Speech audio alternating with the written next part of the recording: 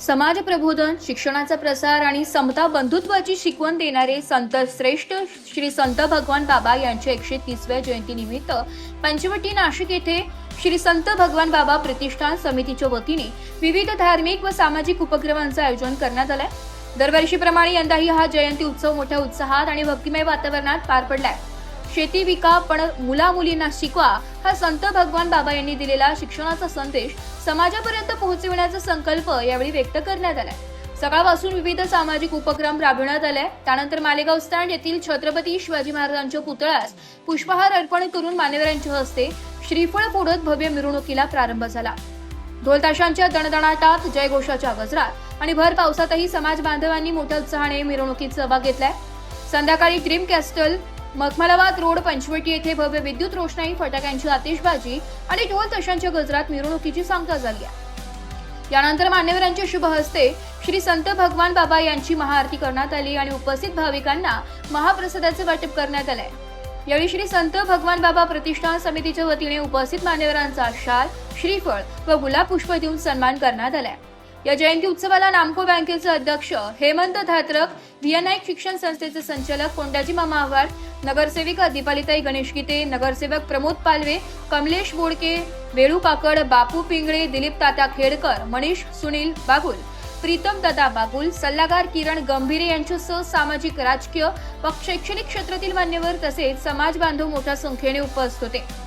जयंती उत्सवाच्या यशस्वी आयोजनासाठी प्रतिष्ठान समितीचे संस्थापक अध्यक्ष विनोद केकाण, जयंती उत्सव अध्यक्ष बाळासाहेब चांगले, उपाध्यक्ष आकाश धात्रक, कार्याध्यक्ष शरद गुगे, खजिनदार मयूर मुन्ना बोडके, सरचिटणीस अजिंक्य ढाकणे, स्वागत अध्यक्ष गोपाल नागरे, प्रसिद्धी प्रमुख सुभाष आव्हाड, श्रीकांत गीते, रामनगरी वाद्य पथक तसेच प्रतिष्ठान समितीचे सर्व पदाधिकारी, कार्यकर्ते, भाविक आणि समाज बांधव यांनी विशेष परिश्रम घेतलाय।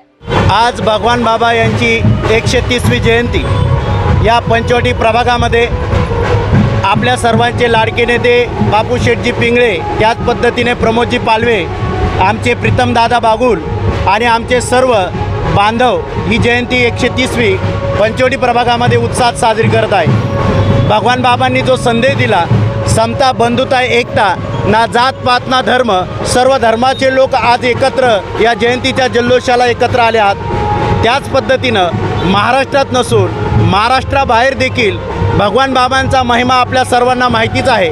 आजच्या या जयंतीनिमित्त आपण एवढं सांगू शकतो की या प्रभागामध्ये, पंचवटी प्रभागामध्ये जी एकोपा आहे, जो एकता आहे, तर भगवान बाबांच्या आशीर्वादाने आहेत आणि भगवान बाबांचा आशीर्वाद आजच्या जयंतीनिमित्त सर्वांना लाभो हीच ईश्वरचरणी प्रार्थना करतो। जय भगवान। थांबतो।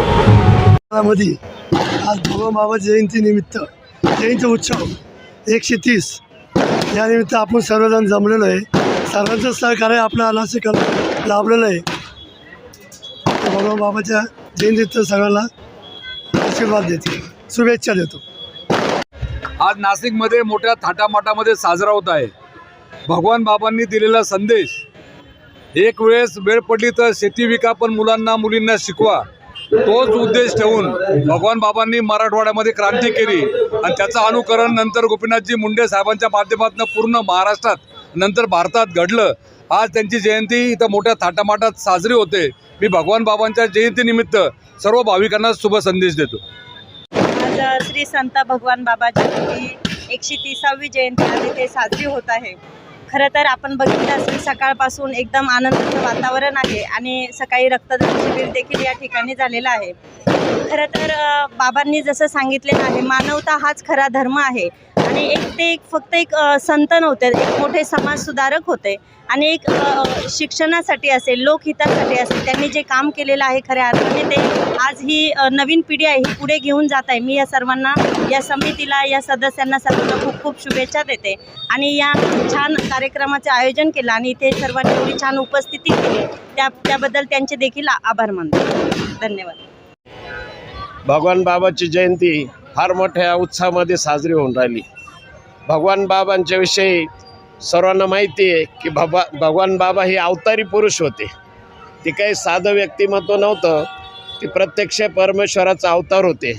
त्यांनी पाण्यावर बसून त्या ठिकाणी ज्ञानेश्वरी वाचली होती, ही आख्यायिका आपण सर्वांनी ऐकलेली।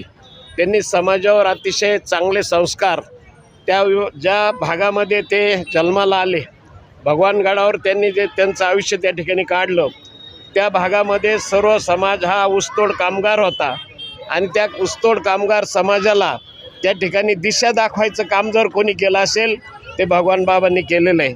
आणि अशा भगवान बाबांना मी या ठिकाणी नमन करतो. आणि या ठिकाणी जे मंडळ आहे आपलं नाशिकचं, जे भगवान बाबाची जयंती सालबाद या ठिकाणी साजरी करत आहे, त्यांना पण मनापासून अभिनंदन करतो. त्यांना खूप खूप ब्युरो रिपोर्ट, नाशिक लोकशाही न्यूज.